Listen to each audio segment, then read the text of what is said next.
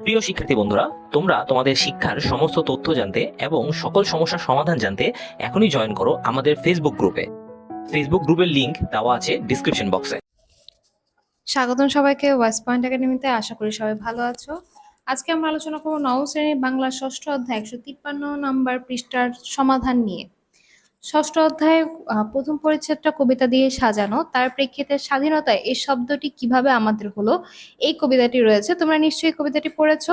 এবং স্বাধীনতা এই শব্দটি কিভাবে আমাদের হলো, এই কবিতার উপর ভিত্তি করে 153 নম্বর পৃষ্ঠা থেকে 154 নম্বর পৃষ্ঠা পর্যন্ত 4টি প্রশ্নের উত্তর তোমাদের কাছ থেকে জানতে চেয়েছে।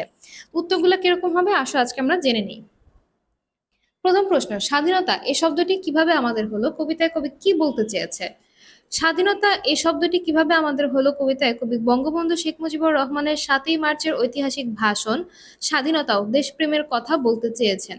1971 সালের 7ই মার্চ বঙ্গবন্ধু স্বাধীনতার ডাক দেশ, এই দেশের মানুষের মুক্তির ডাক দেন। তার বক্তব্যের এটাই ছিল মূল কথা। বঙ্গবন্ধুর আহ্বানে শুরু হয় সমগ্র বাঙালি জাতির ঐক্যবদ্ধ অসহযোগ আন্দোলন। বাংলাদেশ হয়ে ওঠে গণমানুষের আন্দোলনের টালমাটাল। ক্ষুব্ধ দেশের মানুষ ফেটে পড়েছে তার ক্রোধে। তারা তাকিয়ে আছে কোটি মানুষের নেতা শেখ মুজিবুর রহমানের দিকে। বঙ্গবন্ধু বজ্রকণ্ঠে আশার বাণী উচ্চারিত হয় এইভাবে, এবারের সংগ্রাম আমাদের মুক্তির সংগ্রাম, এবারের সংগ্রাম স্বাধীনতার সংগ্রাম। এই কবিতায় কবি বঙ্গবন্ধুর এই দেশপ্রেমের কথাই বলতে চেয়েছেন। 2 নম্বর প্রশ্ন জানতে চেয়েছে, একটি কবিতা লেখা হবে তার জন্য অপেক্ষা। এই লাইনটা আসলে বিশ্লেষণ করতে বলা হয়েছে।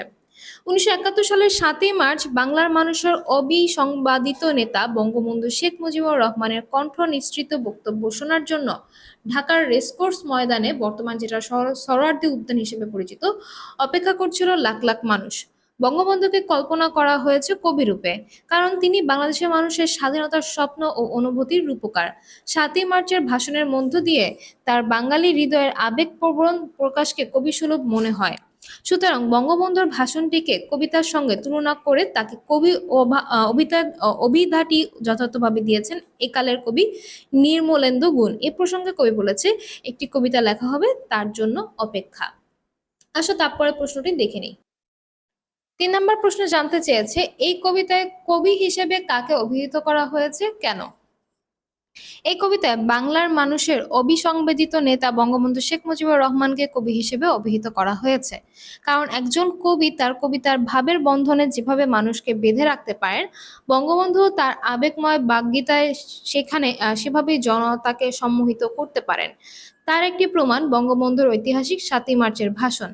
তার বাঙালি হৃদয়ে আবেগপ্রবণ প্রকাশকে যথার্থ কবিসুলভই মনে হয়। এই জন্য তাকে কবিরূপে কল্পনা করা হয়েছে।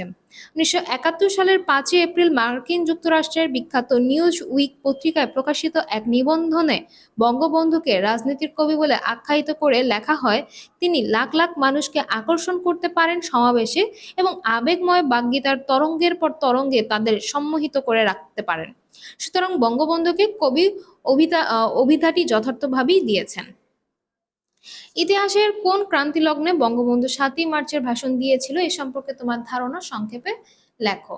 আচ্ছা, 1970 সালে পাকিস্তানের সাধারণ নির্বাচনে বঙ্গবন্ধু শেখ মুজিবুর রহমানের নেতৃত্বে আওয়ামী লীগ নিরঙ্কুশ সংখ্যাগরিষ্ঠতা লাভ করে। স্বাভাবিকভাবে আওয়ামী লীগ সরকার গঠন করবে এবং বঙ্গবন্ধু শেখ মুজিবুর রহমান হবে সমগ্র পাকিস্তানের প্রধানমন্ত্রী। কিন্তু বাধা হয়ে দাঁড়ালেন পশ্চিম পাকিস্তানের পিপলস পার্টির নেতা জুলফিকার আলী ভুট্টো। এরকম পরিস্থিতিতে পাকিস্তান সরকারের ক্ষমতা হস্তান্তরের নামে তালবাহানা শুরু করে। জাতীয় পরিষদের অধিবেশন ডেকেও হঠাৎ স্থগিত করে দেয়। তারপর আলোচনার নামে সময় ক্ষেপণ ও গোপন ষড়যন্ত্র চালায়। গোপনে গোপনে তারা পশ্চিম পাকিস্তান থেকে সেনা সদস্যদের পূর্ব পাকিস্তানে আনতে থাকে, প্রয়োজনে বাঙালি দমন করার জন্য। ইতিহাসের এই ক্রান্তি লগ্নে বঙ্গবন্ধু 7ই মার্চের ভাষণ দিয়েছিলেন। তার ভাষণের মূল কথা ছিল, এবারের সংগ্রাম আমাদের মুক্তির সংগ্রাম, এবারের সংগ্রাম স্বাধীনতার সংগ্রাম। আমার মতে অবস্থার পরিপ্রেক্ষিতে তার ভাষণ যথার্থ ছিল। এই ছিল স্বাধীনতা এই শব্দটি কিভাবে আমাদের হবে তার প্রেক্ষিতে 4টি প্রশ্নের উত্তর। আশা করি তোমরা বুঝতে পেরেছো। এছাড়া কোনো বিষয়ে কোনো প্রশ্ন থাকলে তোমরা আমাদেরকে সেটা কমেন্টে জানাতে পারো, আমরা চেষ্টা করবো তার উত্তর দেবার জন্য।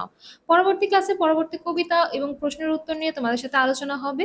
সেই জন্য আমাদের ওয়েস্ট পয়েন্ট চ্যানেলটাকে সাবস্ক্রাইব করে সাথেই থাকো। ধন্যবাদ, সবাই ভালো থাকবে।